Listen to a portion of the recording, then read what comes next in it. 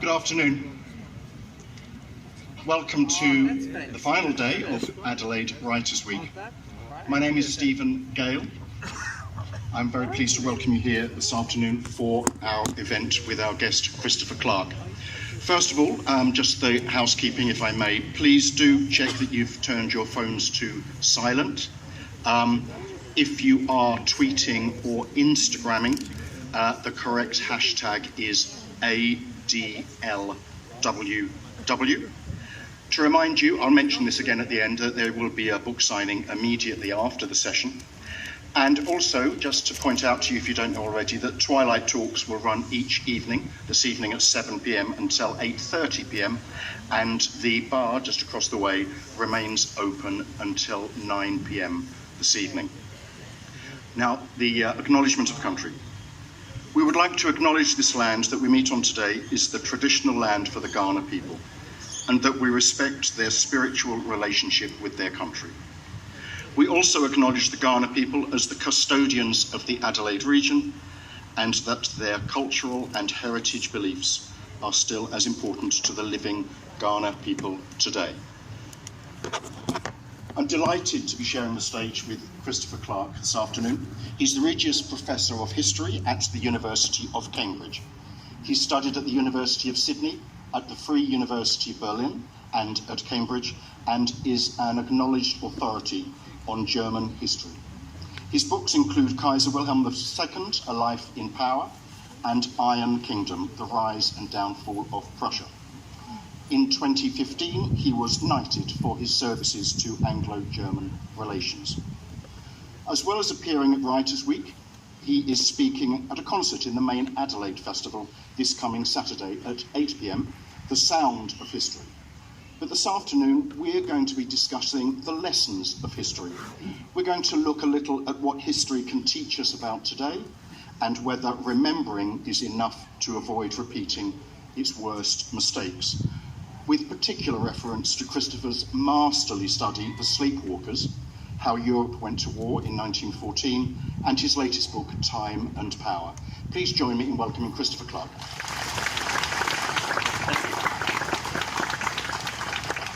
I wonder if we could begin with the First World War, the lead up to the First World War, and as you say, how Europe went to war. I think it's reasonable to assume we all have a broad sense of what happened: assassination at Sarajevo, there's some complex network of alliances between countries, the expectation of a short campaign, and so on. In The Sleepwalkers, you emphasise that you're looking at how rather than why, because why tends to lead to the apportioning of blame. My first question, in the context of learning from history, are we more likely to learn from how than from why? That's a really interesting question, and I think the answer is yes. We are more likely to learn if we think about how something happened than if we think about why it happened, for precisely the reason you mentioned. The question, why did the First World War happen? What was the origin of the First World War? Generally, if you look at the literature on the origins, which is vast, wound up being about another question: who's the villain in the piece? Who caused the First World War? And of course, the most popular answer to that question was Germany. So that rather limits the amount of learning you can do from the First World War, because the answer, if you want to think about what it is that causes a massive conflagration, and you look at the First World War, well, the answer you would draw from a lot of the literature is, don't worry, a war is only going to happen if the Germans want one. But unfortunately, that's not the way the world is built, and it's not the way the world was built in 1914. Europe was a very dangerous continent with a lot of very aggressive great powers, including Britain. Britain was not just a sort of peaceful bystander. It imagined itself and projected itself as. In a context like that, you needed many different players to bring about the complex, crisis of 1914. So I think you can learn more from these crises if you think about them ecologically as complex interactions across complex systems. The crisis of July 1914 was probably the most complex crisis of modern history. It was a hyper-complex event, infinitely more complex, for example, than the Cuban Missile Crisis, and more complex also than the causation of the Second World War, which clearly was driven by the aggression of one particular state.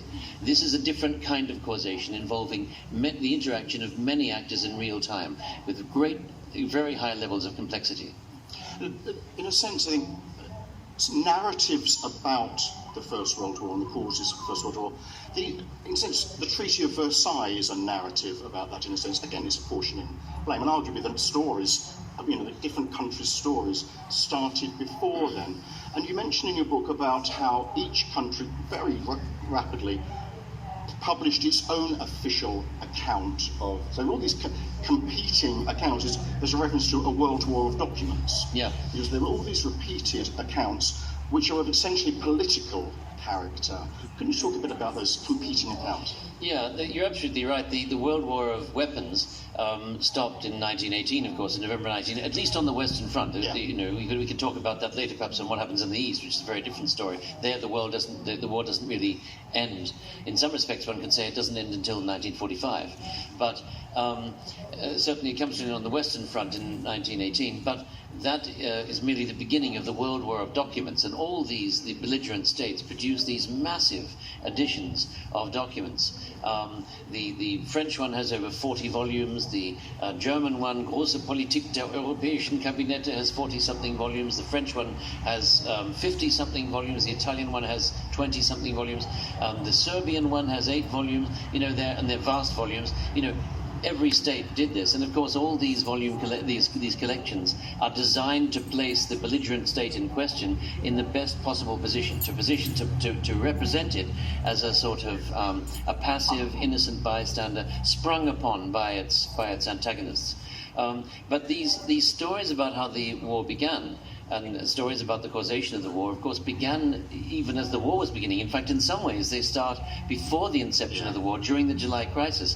People are already fashioning the narratives that will justify their entry into the war. And often these are narratives, and we can see them in the present day as well. They're narratives of inevitability, narratives which cut out all options except aggression. And that's one of the things we often see before wars, the way in which alternative options are switched off in favor of the option of aggression. And the claim is always made, we have no choice but to ... And the belligerents, the participant powers, are all doing that in the run-up to the war. So it's amazing how many of the arguments you encounter in the literature on the First World War you already find on the lips of the diplomats and politicians who brought this war into the world. Is this because it's easier to persuade people to fight if they think it's a defensive war? Absolutely. I mean, no country risked saying, look, we want a war, we're going to go and clobber Russia. Would you like to join in? That's never going to work. What they said was, we're under threat. Are you going to defend your fatherland or motherland or not? And that appeal, of course, was very. All the European states felt themselves to be on the offensive, and on the defensive. And it's a remarkable thing, because that can't have been the case. You can't have a war breaking out among states who are all defending themselves, and yet somehow that's what everybody believed. And they all found ways of constructing the opponent as the aggressive one, and themselves as always responding to aggression. You see this in every one of these states, and they use the same techniques. But is this also, obviously, whoever is responsible presumably has to pay. I mean, in terms of reparations, debt, and so on and so forth. So presumably the money comes into this as well. Yeah, partly Versailles is about how you pay the bills for this war, and of course the bills are immense. And the bill is passed to Germany as the author, as it's put in the Versailles Treaty, in the famous war guilt paragraph, the author of this war. Versailles was necessary, or that war guilt assertion was necessary for other reasons too. Peter Clarke wrote a wonderful book called The Locomotive of War, in which he makes the point that the Western states fighting this war were liberal states. There were, people like Lloyd George and Keynes and Asquith and Gray were liberals, and so was Clemenceau, and so was much of even Poincaré was a sort of a liberal. And the argument that Peter Clarke makes, he's not a relative of mine, by the way, he has an E on his name, but the argument that Peter Clarke makes is that liberals, the whole worldview of liberalism, required that you could not enter into a war merely for interest, That wasn't good enough. You had to enter into a war because it was morally right, because you were fighting against wrong. And that meant that at the end of the war, these liberal political economies, these liberal political cultures, had to name a villain. There was simply no other way for them to justify what they had done. It wasn't enough to say we've defended our place in the world, we've defended our place in the pecking order against an aggressive, potentially hegemonic power. And that, of course, in turn meant that a true amnesty was impossible, because it wasn't about forgetting all the hurts and the harms that had been done, which is what amnesty is about. It was about naming one guilty party and punishing that party for the foreseeable future. Yes. As a historian, when you're looking for the lessons of history, you're looking, what can we learn from this?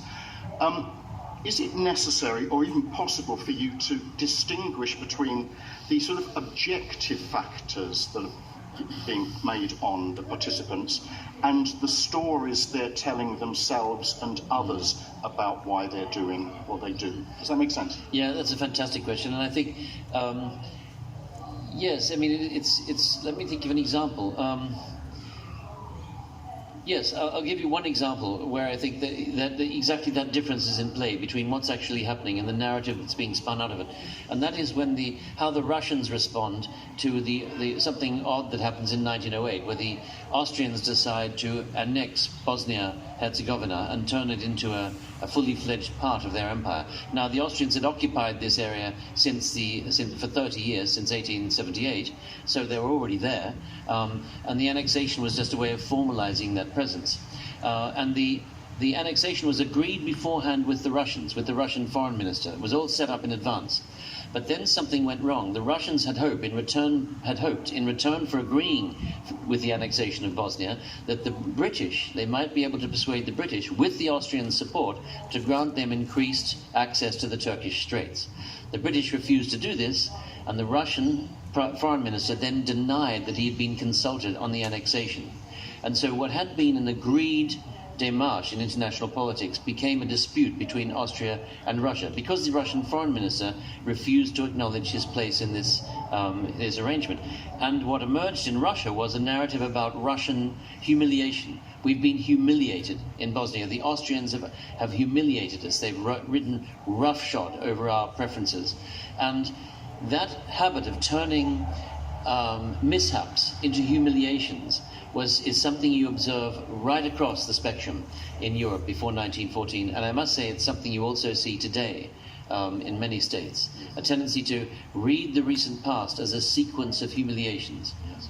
There was also, as you say in the Sleepwalkers, there was a sense that bluff being called and not being called. People that the British won't enter, the British will stay out of the war, for example. They say that, with hindsight, we can see they made mistakes, but did they genuinely hold these views at the time, if you see what I mean? About what? About the bluff? Yeah. Yeah, well, I think the really, really interesting thing about it in 1914 and about people's perceptions of each other is how little people knew about how the other, what's the word for it, the other participants in the game, and it wasn't really a game, but in this interaction, would respond.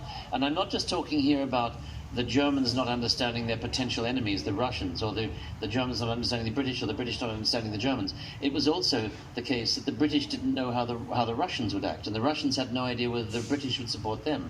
The British and the French were very much in doubt as to whether the French always wondered, would the British support them if they were invaded by the Germans, or if they ended up in a conflict with the Germans. So there are very, very low levels of trust, even among partners within alliances. And in that context, bluff, in a way, is a term that you use when you don't really know how someone is going to respond. And you play the game to the brink, hoping that they will kind of, in the end, call off. But, of course, in the end, nobody did call off. Everybody was prepared to accept a war. This is the interesting thing. No one was prepared to start a war, but everyone was prepared to accept a war under conditions where they could plausibly believe that the war was being offered by somebody else. Yes. I'm fascinated. There's a notion in the book of, this is my clumsy phrase, but of events coming, for a historian, events coming in and out of focus. You write, for example, that in the period leading up to the First World War, in the sort of between the 1960s and the 1980s, this seems like a very distant time. This is partly to do with the way it's presented in the media and in film, so it's all the last Edwardian summer. It's all very merchant ivory with men with floppy fringes and all the rest of it, Exactly. And it just seems a long way away. Whereas now, of course, there is a narrative which is to do with terrorism, to do with suicide bombing, to do with groups that have no clear geographical or political location that they can be pinned down to. And in an interesting way, the First World War seems more familiar to us now. The narrative is more similar than might have been the case 20 or 30 years ago. I think this is really fascinating, this sense of it coming in and out of focus. Could you talk about that? Yeah, that's absolutely right. When I was I first encountered the First World War at school, and this is something you have to in Sydney, and this is something you have to keep on explaining to British people, namely that Australia was also involved in the First World War. So this is actually for us a very important conflict, and in fact, in some ways, it's more important for Australia even than it is for Britain, because it's a kind of baptism of fire. It's the first major national intervention of the confederated, of the independent Australian nation state. So, and of course, the losses involved are horrific for the Australian forces. So this is a major event for us. But nevertheless, so we all studied at school, obviously. But when we studied in the 1970s in Sydney, it's exactly as you said. You had the feeling that this world, the world in which the First War had broken out, was as old as ancient Egypt. And the book that I remember reading at the time was Barbara Tuchman's Proud Tower, and another wonderful book called The Guns of August. Two fantastic books. And I recommend her to anyone who's interested in the prehistory of this war. They're still very worth reading, and they're very subtle pieces of historical thinking. But one feature of them is that they're full of the kind of detail you mentioned. There's Edwardian detail about beautiful uniforms, which Habsburg baby should be saluted in which order in its pram during courtly ceremonies, who's allowed to ride in the royal carriage with its golden wheels and who isn't, all those sorts of questions, and the menus of gala dinners and so on. And after a while, one got the sense that if people's hats had gaudy green ostrich feathers on them, then their thoughts and arguments and dreams must have had gaudy green ostrich feathers as well.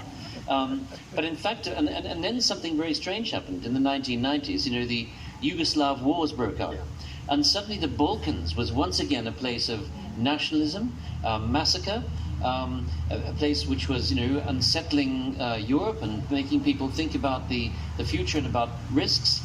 And just as it was in the period before 1914, the Balkans were suddenly in focus again. And then we had, of course, 9/11, which reminded us of the power of a single event to shock politics to the extent that the chemistry of decision-making is altered in an almost permanent way, or a lasting way in any case. And I thought, when I heard about that, I thought about the assassinations at Sarajevo. There are two of them, after all, not just one. Yep. And the effect that they had. If you look at the Austrian press after on the day after the assassination of the Archduke at Sarajevo on the 28th of June 1914, these front pages bordered in black, these descriptions of the Archduke's last words to his wife as she's, teeters sideways and with her head in his lap, and he says to her, Sophie, don't die, stay alive for our children. That became world news within 24 hours, thanks to telegraphy. So, these sort of this combination of flashbulb moments of a renewed sort of energy in the Balkans, of the points you were making about suicide bombers. After all, the young assassins were suicide bombers. They were instructed to take their own lives after carrying out their missions. They tried. The two most active ones, Shabelinovich and Princip, tried but didn't succeed. It seemed as if, in a weird way, 1914 was hurtling towards the present. As we got further away from it, it was catching up with us. And that was, in a way, the chief reason for my starting to work on this book. I mean, colleagues came up with all kinds of reasons why this was a ridiculous idea. I was constantly being told, it's been done to death, mate, forget it. But I went ahead nonetheless. Yeah. I had a question as well about perspective, about historical perspective. I was reading something in the newspaper just yesterday, which was about the coronavirus. And the article was about what can we learn from the Spanish flu pandemic of 1918, 1919 that is relevant to the present day. This was the point of it. And to summarise very briefly, there were 4 points made, 4 lessons. And the article suggested that 2 had been learned and 2 hadn't. Oh, interesting. Yeah. And tellingly, the 2 had, without going into too much detail, the 2 that had been learned were of the more scientific medical kind, And the two that had not been learned, it will come as no surprise to you, were of the more political communication end of things. But it set me thinking about this because this is just over 100 years ago. So we're looking at lessons from 1918, 1919. And it made me wonder, my question is, do you think there is a cut-off date when it comes to learning from the past? I mean, can we still learn from things centuries ago? Does that make sense? Absolutely. It's an interesting thing about learning from the past. Learning from the past, I think we can do. Lessons from the past is a more worrying category, because lessons suggest that there are compact pieces of advice you can somehow fossick out of the past, and they'll serve you in the present and future as well. That generally doesn't work because there's no direct analogy. The analogy is always imperfect between the past and the present. But it interests me very much what you said about the Spanish flu analogue, that the scientific and medical dimension, it works better from a learning perspective than the political dimension, because I do think that there's not very much evidence that we've got better at political reasoning as a species. We've definitely got better at dentistry. I mean, anybody who would prefer to have their teeth done in 1914 rather than in 2014 would be insane, obviously. But we haven't necessarily got better, for example, at pooling our resources to deal with common problems. In fact, right now, it seems to me we're in the process of getting less good at that rather than better at it. I'm not sure that we've got better at conflict avoidance. What I think we do have is better structures, but of course structures are vulnerable. They can be undone. You know, how powerful is the UN? You know, the EU is, falling apart as we sit here today. It's getting at least weaker and less cohesive. These are examples of learned lessons that were turned into structures, and in that way became something that could last through generations. But if they fall apart, then we rely on people's memories, and memory is finite. Yes. And one of the interesting things about the last 10 or 20 years is that the generation has died off, which remembers the Second World War. Yes. And so what we have is the problem that people no longer feel viscerally. They don't feel that visceral horror of war, which is a great disciplining emotion. And once that's gone, the willingness to accept the risk of war and that sense of even of tedium with prolonged periods of peace can come back. I mean, it's certainly the case in the UK for sure. There were politicians serving in government until the 1980s who had fought in the Second World War. So they'd actually, and that clearly motivated their thinking in a way that present-day politicians, who are often more cavalier or in their language about the war, about the Second World War, which is long before they were born, for example. Yeah, absolutely. Talking a bit, just picking up what you're saying about notions of progress. Like you, I studied in Berlin in the 80s. Oh, really? In East Berlin. Oh, and wow. At that time, and I'm sure you will have visited, there was if I remember correctly, it was the GDR Museum of German History. Yes. Do you remember on the main place, drag? I remember that, yeah. Which was the most extraordinary. I mean, it was the history, I think, from about the 9th century or something like that. I think when Berlin was founded, if I remember rightly. That doesn't, as a detail, that's not relevant.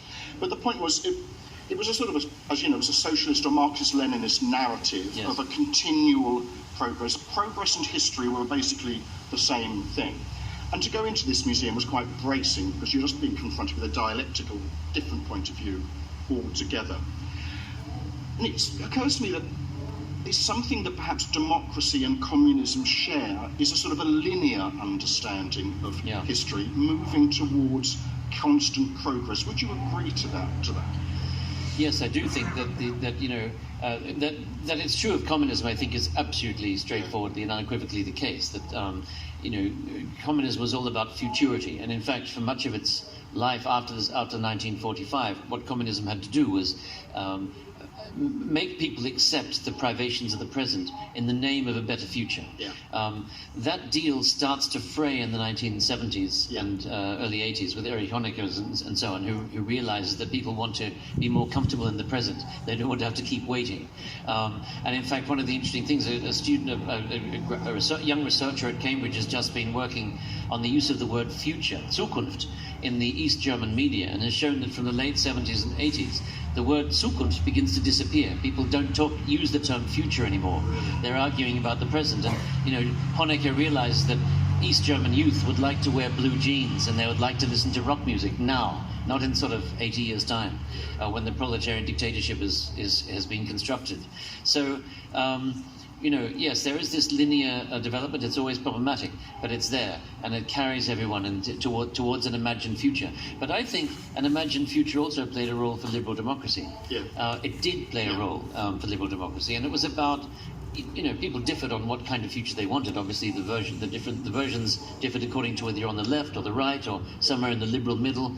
But what these visions had in common was a set of implicit assumptions about how being modern was going to be about getting steadily better. I mean, the Beatles summed it up nicely with the words "getting so much better all the time." Medicine would get better, science would get better, societies would get socially more fair, prosperity would increase, and there was an assumption about the virtuous relationship between capitalism in a more or less muted form and liberal democracy. But I think that's all fallen apart now. And this belief in a liberal, democratic and capitalist future is now in serious crisis. Yes. Just as, of course, the futurity of the left of communism is also in serious crisis. The two have gone into terminal crisis together, leaving huge questions about what's supposed to replace them. Yes, yes. You talk in Time and Power, you're talking about how the past, with this sort of linear progress, the past has a sort of an authority, as a sort of a repository of wisdom. And that often when more totalitarian regimes, or regimes which want to make a real break with the past, a real rupture, something like the French Revolution or the Russian Revolution, there is a conscious breaking of that pattern. For example, changing the calendar, this sort of thing, a deliberate rupture. And the Nazis sought to do this as well, to dissociate themselves from the Weimar Republic. So we have rescued the country from the chaos of the Weimar Republic. There's a deliberate attempt at rupturing that sense of a linear development. Could you talk a little about that? Yeah, one of the really interesting things about political power is that it does seem always to bend time in various ways. If you think about, you mentioned rupturing your relation, creating a sense of rupture with the past. The French Revolution, for example, introduced a new calendar. It renamed the months. You had 10 months instead of 12. There was a plan to introduce a 10-day week, which collapsed. But nevertheless, the idea was to alienate French citizens from the Christian structures of the old liturgical calendar. And in Stalinist Russia, they tried the same thing. They tried a 5-day week with different colors: blue day, red day, green day, yellow day, and so on. It didn't work. It didn't run. But it was attempted. And regimes sometimes do that. The Nazis didn't attempt a formal readjustment or formal restructuring of the calendar, but what they did do was they attempted to put the Weimar Republic into a very distant past. The Weimar Republic, which had just finished, within everybody's living memory. They wanted the Weimar Republic to feel like ancient Egypt, and they wanted ancient Germanic hill forts and huts and equipment and what do you call them, the sort of archaeological findings to feel like they came from last Thursday. So they wanted Germans to feel a sort of closeness with Germanic life throughout all times, past, present, and future. And regimes based on race or ethnicity sometimes do that. They squash time by asserting the identity through blood or through ethnicity of all generations with each other. Yes. There's a lovely quote that you quote from Hitler in Mein Kampf. He says that it would have been better for the nation if Germans had not studied history at all. Yes, because Hitler hated the idea of. I was so happy when I discovered that Hitler hated history, because it puts us all into a great position. His view was that history was founded on the idea of a progressive, steady betterment of institutions, and which he believed was a liberal idea and a Jewish idea. He said Jews invented the idea of progress, and we should have nothing to do with that corrupt and compromised idea. Instead, he wanted the notion of a kind of deep identity of past, present, and future, organized around the idea of race. There's an optimistic note. You say that you suggest that states have deep memories, and the way you describe it is fascinating. It's like a sort of, even with an incoming regime has really tried to make a radical break. In my mind, it's like a sort of a muscle memory. The states have this sort of muscle memory. In certain democratic institutions retain this sort of memory. Would that be a correct reading? Yes, I think that what I did in that book was Time and Power was to think about one state in particular, which is the state which we sometimes call Prussia. It was initially called Brandenburg or Brandenburg-Prussia, then it became known as Prussia. Then it was absorbed into the German Empire in the time of Bismarck, and then it was completely sort of abolished basically in the time of the Nazis, who created the Third Reich. And what was interesting to me was how I took 4 moments. I did a kind of vertical time tasting. So you can do that with wines. Well, I chose 4 moments in the history of this territorial entity, Prussia, and sampled its sense of time. And what I found was that it was different on each occasion. Each state came up with its own way of reshaping the sort of timescapes of past, present, and future, and re-arguing the relationship between the past, the present, and the future. But that these reinventions or reshapings of time weren't just arbitrary. They were related to each state's memory of its predecessors' handling of the same issues. And so sometimes they would be rejected, there would be new readjustments of those things, or an alternative would be found, or they would be jettisoned entirely and replaced with something radically different. So is there a sort of, therefore, an accumulation of knowledge by the state? Is that right? Oh, absolutely. Yeah. Well, states, that's what states are for, in a sense. I mean, they archive, all the archives historians use. I remember the first time I went into an archive, and it was actually the Geheime Staatsarchiv in Berlin, in West Berlin, and in the 1980s. And it struck me that, this archive was effectively a gigantic government bureaucracy, except it was just the fossils, the fossil-like remains of a government bureaucracy. And the names of offices and ministries and all their structures were imprinted on the files we were using. So it was the government desiccated in the form of paper, just surviving in the form of paper. So that's what historical sources, if you're working on that kind of political history and not using other sources, which of course are also available, then you are looking at the remains of the remains left by the state, the tracks of the state through time. And that's a wonderful thing about states, is that they collect everything and store them for the future.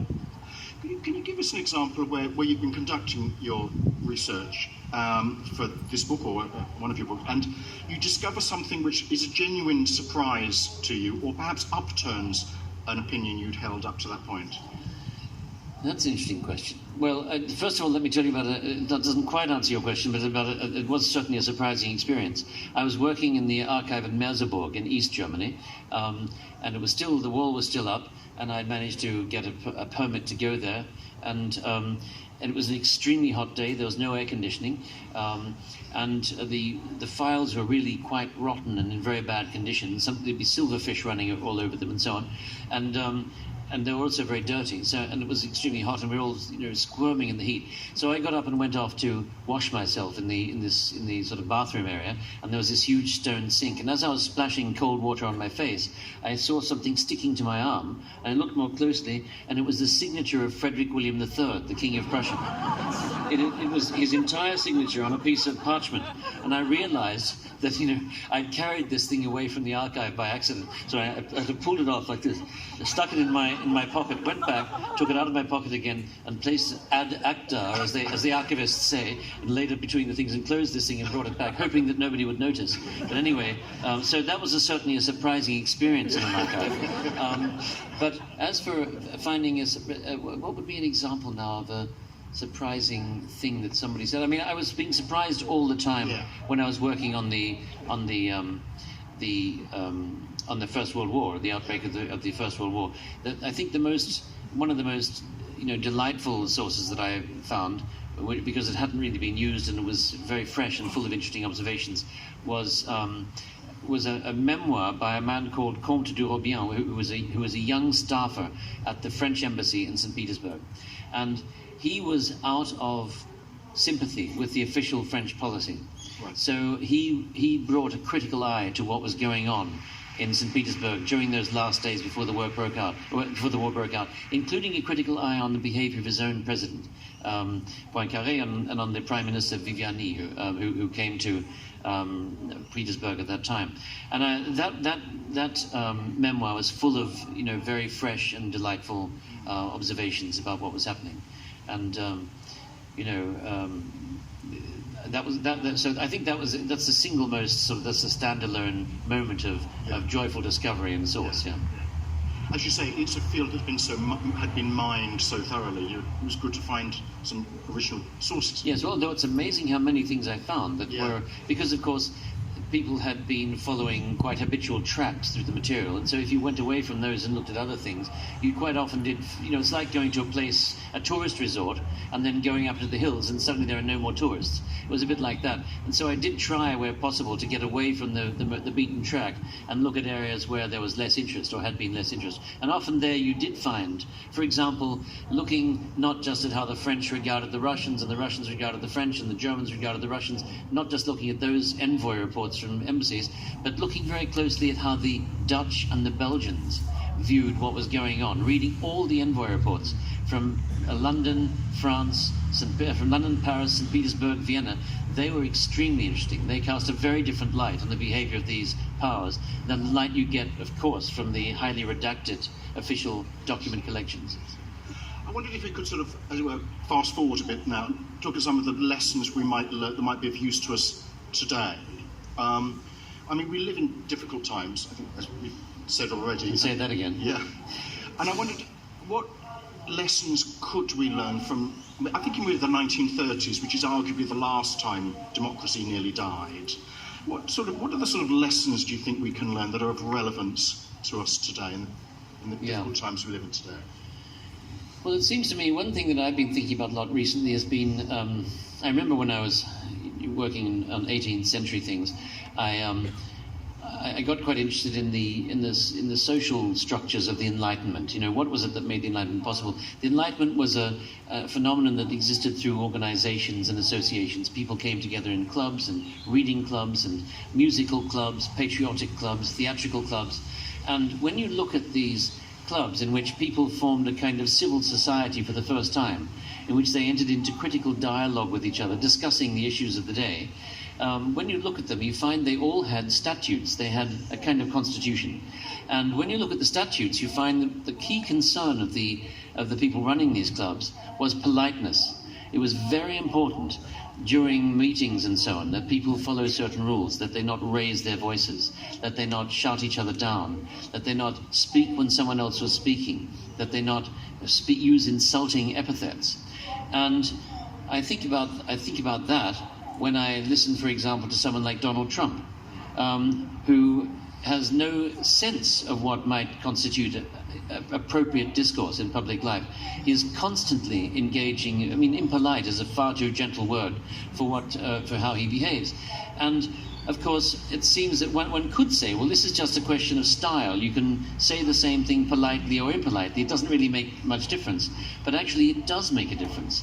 That politeness was crucial to allowing rational debate, interaction, allowing the communication among people to be fruitful and virtuous rather than poisonous and cumulatively toxic.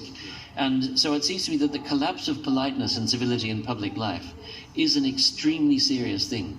And we need to address it, not as a sort of epiphenomenon of some other more fundamental problem, but to see it itself as a fundamental threat to the way we want to live.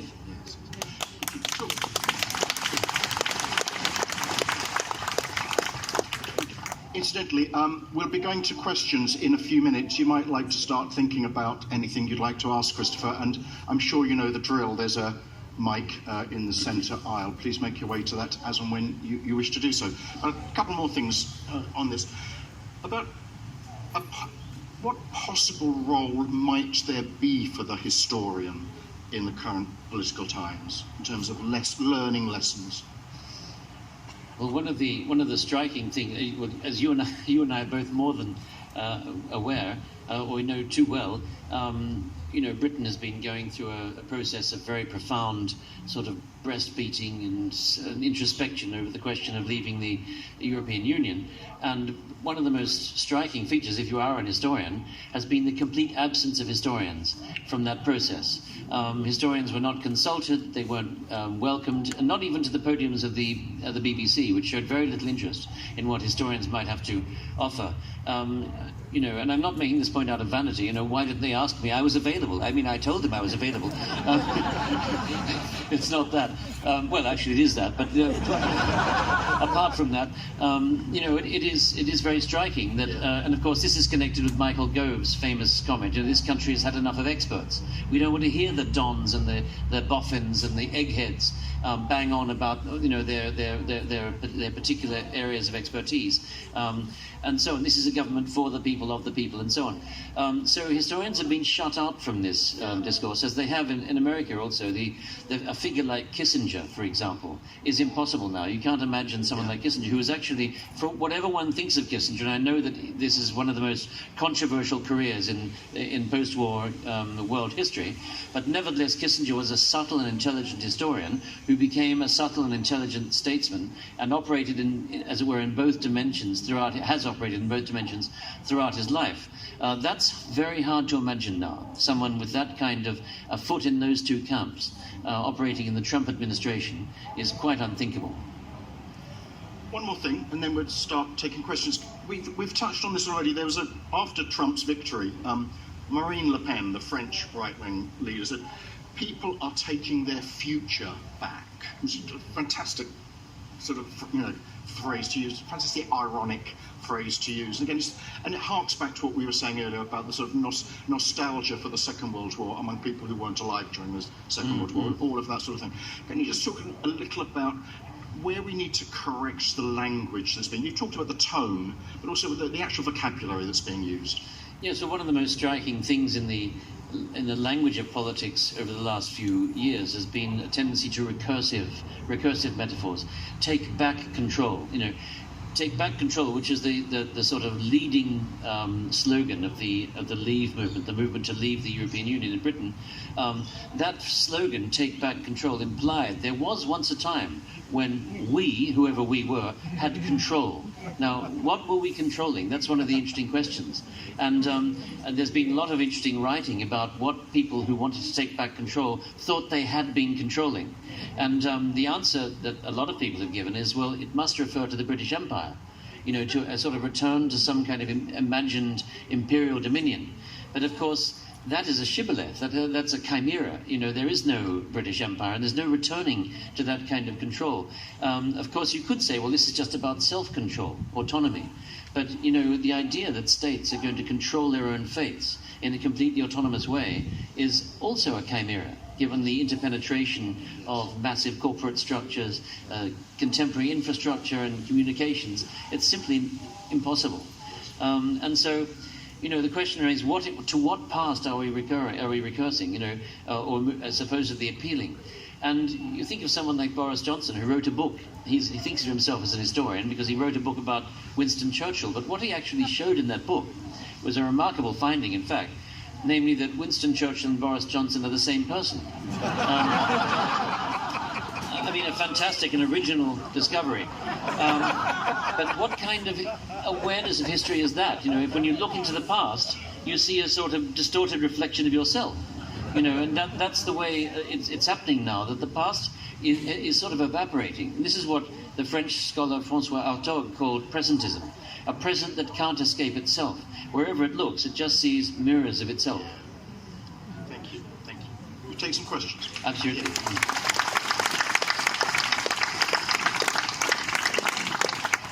Please go ahead. Thank you. Christopher, I'd like to take you to the coming struggle of the two superpowers. It'll be played out over the next 30 or 40 years, I expect, and in the context of what you've mentioned, the collapse of the liberal democracy ethos on one side and the left on the other side. Just to see what you think will be the capacity of those two superpowers, one from the east, one from the west, which traditionally have not understood each other all that well, the capacity of the powers to learn the lessons of history and the strengths and weaknesses of each in that context. Well, thank you very much for that question. A book has appeared last year called, with a very interesting title, by Christina Spohr, a historian at the LSE, And the title of this book in English was Post-Wall, Post-Square. And one of the points she makes is that, we think of this era as inaugurated by the fall of the Berlin Wall in 1989. But actually, an event that was equally important in shaping the present was the crushing of the democracy movement on Tiananmen Square. And our world is shaped by both those things, both by an expansion of human possibilities and liberation and emancipation, and by a crushing of the striving towards democracy and the re-emergence of a will to authoritarian rule, which is now shaping our world just as much as the sort of as our own liberal democratic model, perhaps even more so. So that's part of the complexity of the world that we're in now.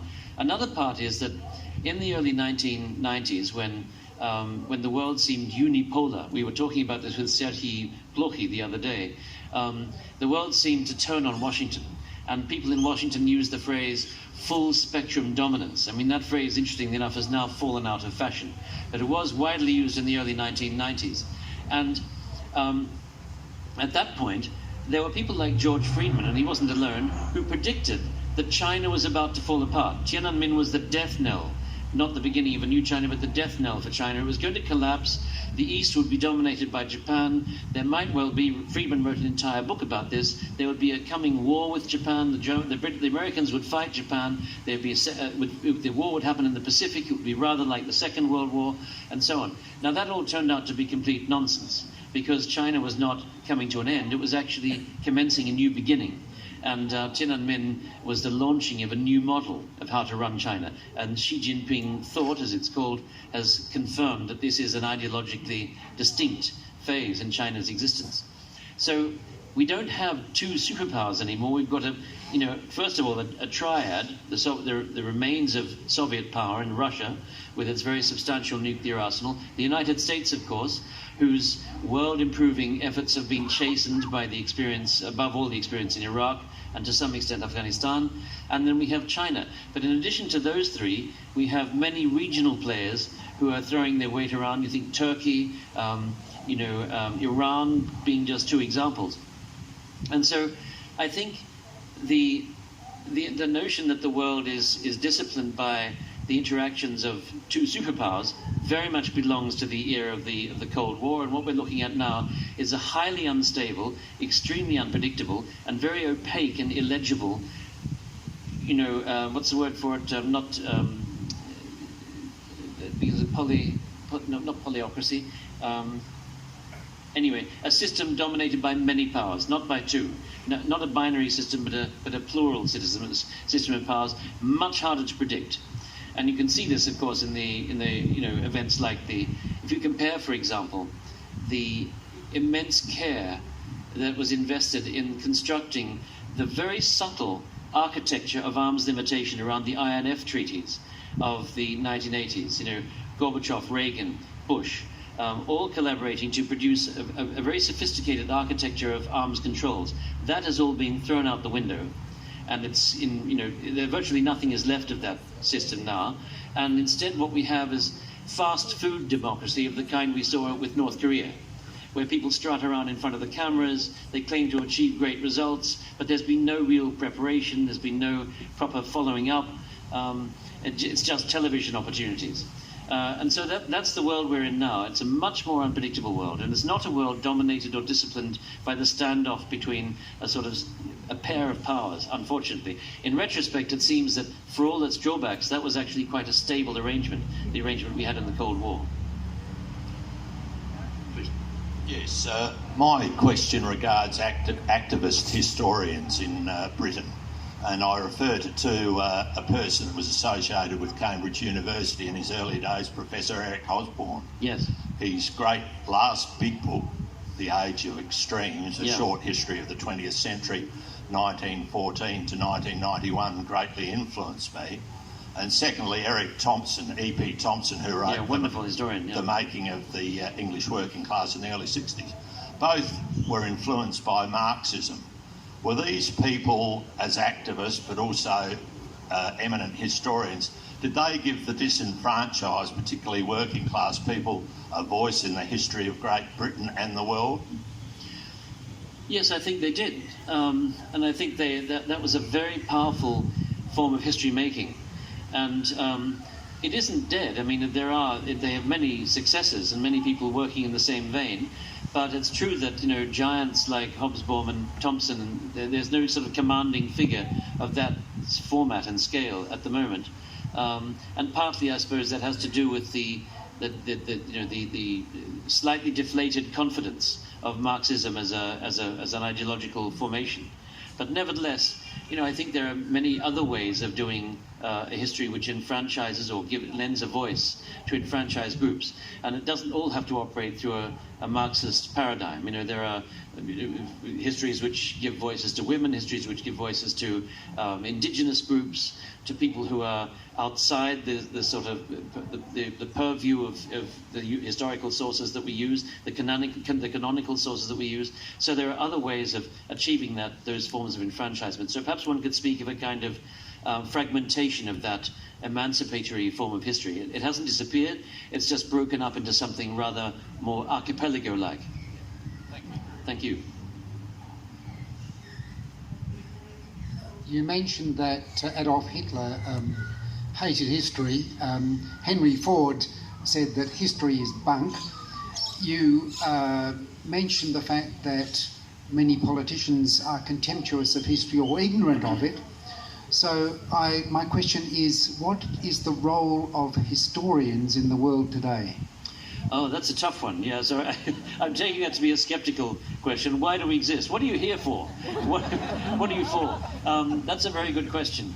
Well, I think that at the moment we're not doing well as far as our penetration of political discourses is concerned, and I think we've got in many parts of the world politicians with an extremely very minimal awareness of the past, awareness of history. It would be a lovely thing to think about. Donald Trump's awareness of the past. What does he know about history? Probably a more interesting project than one might imagine. It's not one that I would like to do, but I leave that to my Americanist colleagues. But I think that it comes and goes, and there have been times when history was more deeply a part of the way that politicians thought, and times when it was less so. And I think it will come back. It's a sort of wave-like thing. It moves in and out of focus. So I'm not too worried about that.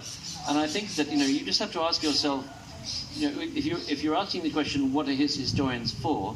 You have to ask yourself, what happens when there aren't historians? What other forms of awareness of the past are there? And the most important other form is available in the form of myth and invention, mythical forms of invented propagandistic past, which you can see, for example, emerging at the moment in Hungary, the remaking of a national past, which bears little resemblance to anything that you can find in the historical documents, but this is happening in many places.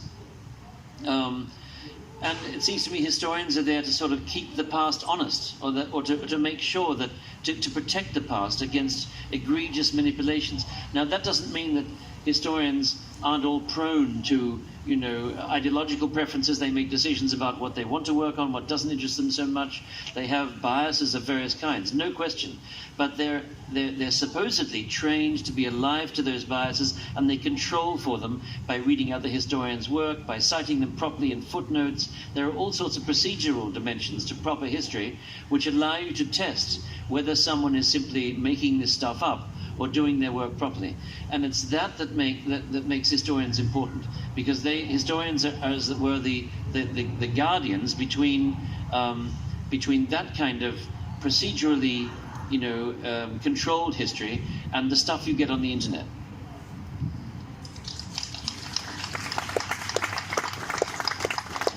I suppose if it's true that he who controls the past controls the future, then historians are indispensable. So I wanted to ask you a historical question or historical perspective. Looking back, on the 20th century, it's hard to imagine that the losers of the Second World War were Japan and Germany, two of the most prosperous countries in the world. Does anyone actually ever win a war in the true sense? I think that's a really interesting question. I think probably the answer is, I guess Britain won the Falklands War. It was not a very symmetrical war, but it was a war that was won, and it did have bizarrely enough, whatever one felt about the Falklands War at the time, it had an extremely salutary effect on Argentina, because it brought down that appalling regime, which was a good thing. So, I suppose there are some wars which, bring about partially salutary results, but those are mostly small surgical operations. I think major conflagrations, if you think of the 30 Years' War, I don't really think there are any winners of the 30 Years' War, no. It kills at least a third of the population of Central Europe, and yet it does not produce a real victor. Now, that is an extraordinary thing. The map of Europe looks the same at the end of the 30 Years' War as it does at the beginning, but a third of the people are dead. I mean, that is a terrible judgment on that war. The First World War, I don't think you can really speak of winners. The Second World War, I suppose, for the United States, it's a victory. It established, that's the American century, begins really with 1945, or at least the American half century. But I think in general you're right, that wars impose costs that make the causes in which the wars have been launched appear ridiculous. That's a very striking feature of 1914, that none of the objectives people were contending for were worth the appalling cost. 11 million dead.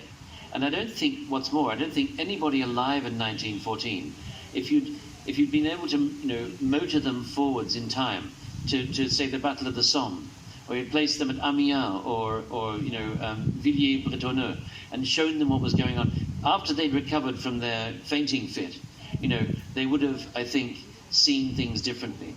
The problem is, of course, that we have this fantastic capacity not to be able to imagine how bad it's going to be until it's there. And then, of course, it's upon us, and, we're already lost. We've already lost our path. That's why people should be so careful about the road to conflict. We've got 3 more. We'll take the 3, but they'll probably need to be quite quick ones, if that's okay. Please go ahead. The royal families of England and Germany and Russia were related. Do you think, or have you perhaps seen any correspondence between the Queen, the Kaiser and the Tsar trying to sort out problems and to stop potentially their families being killed? Thank you. We hear them all together, is that right? No, there's only just one more. Oh, yeah, just one more. Good. Yes, that's a very good question. I remember once in Germany, someone said to me, it's so strange that this war broke out because all the crowned heads were related. And I said, well, that's a very happy vision of family life, if you think that you've clearly never had a family Christmas. But you're quite right. They were all connected, and the evidence we have suggests that these connections did not one whit of good. Partly because states are very powerful things, and by the end of the 19th century and the beginning of the 20th century, the state mattered so much more than the dynastic structure. And so, just to give you one example, the famous Nicky and Willy telegrams, which were exchanged between Kaiser Wilhelm II and Nicholas II, the Tsar of Russia, these telegrams were all vetted by their respective foreign officers. They weren't really, hello, how are things going? Just thought I'd, drop you a line. It was actually, they were part of the respective country's foreign policy. So they didn't have that capacity to, transcend the interaction of the two executives. And the last one, please. Hello again. Hello. Do you think America will fall like Rome? Oh. Do you mean, will it be invaded by Goths? Quite possibly. Let's think about this. But the question is a really good one, because this is question number 1 for American political scientists. If you think about what we think history is, by and large, the oldest narrative about history is a narrative about a sequence of powers. And it goes right back to the Bible, to the dream of Nebuchadnezzar, of the giant, the terrifying giant that he dreamt of, whose head was made of gold, and his chest was made of silver, and his belly was made of bronze, and so on. And this was supposed to signify a sequence of hegemonies, a sequence of monarchies through the history of the world, until finally God would remake the world, the Messiah would return, and so on.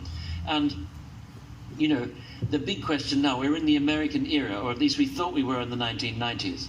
And the question is, how long will this American era last?